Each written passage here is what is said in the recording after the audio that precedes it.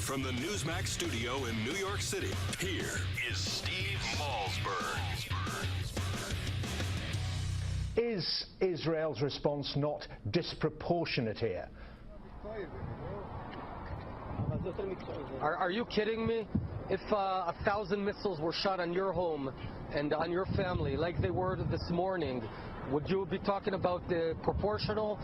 The only difference between us and Hamas in Gaza, we see right now an attack over. The only difference between us and Hamas in Gaza is that they are deliberately sending their women and children to stand next to missile launchers in order for them to get killed, and then they can cry to the world that they're being killed. This is cynical and cowardly. Your question is not appropriate.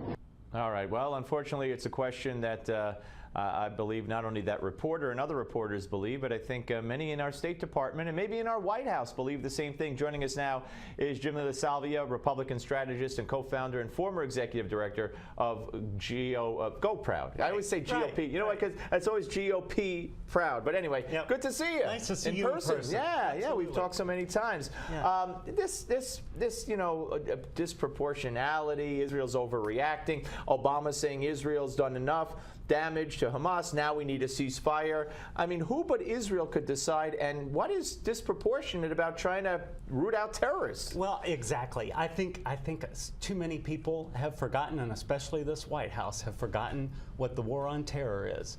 And you know, terrorists kill people, and these terrorists, Hamas, are killing their own people to make a point in the world. And that's just, we had a fundamental change in how we look at things like this, and we did have a fundamental change, yeah. And some people have forgotten that, or maybe they didn't learn it to begin with. But that's what's happening here. They just don't. It baffles me when I see this White House and Democrats in general.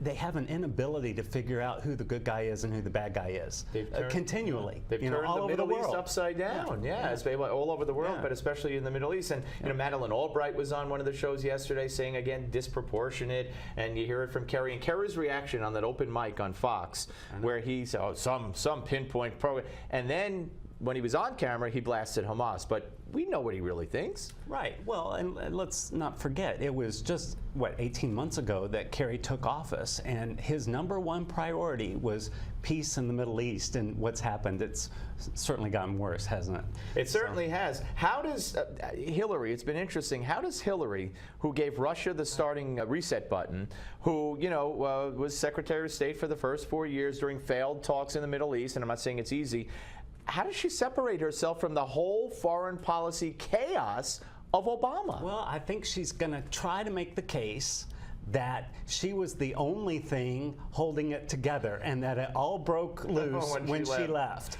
Because, it has been the last year that so many of these issues have risen up. And the question is, will she be able to make that case? I don't know. We'll have to see. But I think that's definitely her strategy. She's going to say, I was the same one there for 4 years, and when I left, it all went to hell. Dealing with Putin, we had Senator Coates on earlier, and he's looking for really sanctions, severe sanctions, or the threat of severe sanctions that could be followed by actually implementing those sanctions. Yet you have a president who, has these targeted, pinpoint sanctions, if you will, says it's a European affair mostly. And Putin, I mean, he's got to be laughing all the way to wherever he laughs to. Right. Well, I think, again, there's a fundamental misunderstanding in the White House. Putin, I don't think it takes a genius to realize his ultimate goal is to get the band back together and reconstitute in some form the Soviet Union. And certainly Ukraine is an important piece of this. And so, I can't fathom how the Obama administration would be comfortable with him being the American president that let that happen when so many people worked for so long, so hard to destroy the Soviet Union. But that appears to be what's happening. And again, figure out who the good guys and the bad guys are. Russia can't invade Ukraine without international backlash, so they're going to do the thing by arming and training and coordinating the rebels. Yeah. So we ought to be in there on the other side arming and training and coordinating, and Europe has to be there too. Absolutely. We've only given the Ukrainian military rations. Well, We've given them hardly any military hardware. Well, in France, for instance, well, France, they're the worst. They're still selling Russia arms. Yes. You know, that's got to come to an end, and we've got to get back to a Cold War mentality because, you know, the politics aside, you know, the policy here is threatening to the world. And 295 dead civilians. Yeah. And you know, we watched today as the procession of the bodies that were brought back to the Netherlands, knowing full well that those bodies were treated like garbage for days in the heat. And there's still 90 or so bodies in that field, body parts. I mean, and 2 more planes, albeit the military planes, were shot down today. So Putin didn't even give the order to the rebels, hey, cool it for a while. Right, exactly, because he wants to get in there and take over Ukraine. That's the goal. It's not public relations for him. But I do have to say, you know, we all watched that emotional homecoming for those bodies in the Netherlands, and I thought it was really great that the Dutch government really militarized that ceremony welcoming home, because it at least acknowledges that this was an act of war and not an accident. You listen to what you bring up, act of war. You listen to what Ronald Reagan said when the Korean airliner was shot down by the Soviets, and just what a difference. A president who managed 30 seconds at a planned event to talk about it, 30 seconds, then went back to the planned event.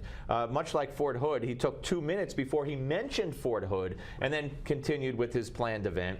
And then he goes on the fundraiser, and he's going out to California again today. I mean, they plan everything. You know that. Right. He is the photo op president, and not to go to the border, and not to care what anybody says about what he's doing or how it looks. He doesn't care anymore, does he? No, he doesn't. He doesn't act like he wants his job, for one. But, you know, everyone knows that the president's always working, and everybody knows that there are things that he does that aren't on his public schedule. But I can't figure out why the White House staff hasn't decided to put more things on his public schedule to show things, exactly that he's doing something. So here we have at the border desperate, poor children being sheltered in squalor, and he's on his way to Martha's Vineyard in a couple of weeks, and you know, that can't help his base, can it?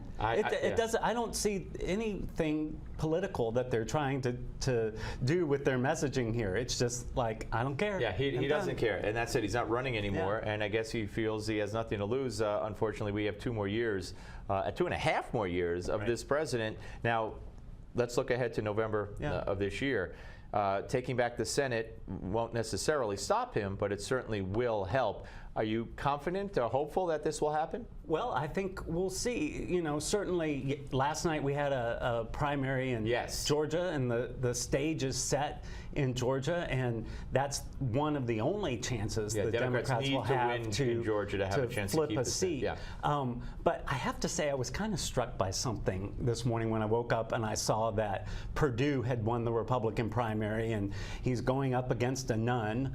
And he beat Kingston, the congressman. Right. He's going up against Sam Nunn's daughter in that race. And then also in Georgia, you have Jason Carter, who is the Democrat candidate for governor. And I'm just thinking, gosh, you know, has inherited political power gotten out of hand You here? can't be talking about the Bushes and the Clintons, can you? Or Rand Paul. I mean, it's just like, I know that it's not what you know, it's who you know in any business, and blood is thicker than water. But I'll tell you, the inherited political power that's gotten out of hand in this country is certainly not what our founders wanted. I mean, maybe we should just move to a monarchy and do it honestly, you know?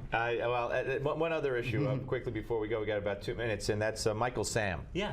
Tony Dungy, who black coach, won the Super Bowl, said that he would not have drafted Michael Sam.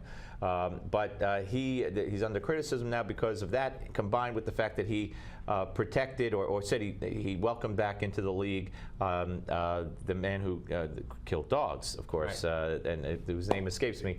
Michael Vick, thank you very much. And who's now with the Jets, unfortunately or unfortunately. Dungy said it's a distraction. To me, Sam says, I don't want to be known as the gay player, but he's doing everything he can to be known as the gay player. for financial gain and otherwise. But look. For Dungy, fortunately, there was somebody before him that wasn't worried about the media circus and hiring a black coach. As an African-American, yeah. You know, same thing with African-American players. I mean, there's nothing you can do to not make this a media story. And I think Michael Sam is certainly embracing it and using it for good. But I think that, like I said, Dungy's certainly lucky that somebody else went before him broke down the barrier. And I think that that's what's happening here. And anytime that happens, it's not always comfortable for everybody. Jimmy, great to see you. Come great back. to see you. Come back as often as you want. All right, Jimmy LaSalvia, ladies and gentlemen, co-founder and former executive director of GOProud. I got it right. I know I get it right one of these years. Anyway, when we come back, ladies and gentlemen, it's Gimme 5 time, and you won't want to miss this one, I promise you. Coming up next right here on the Steve Malzberg Show on Newsmax Television.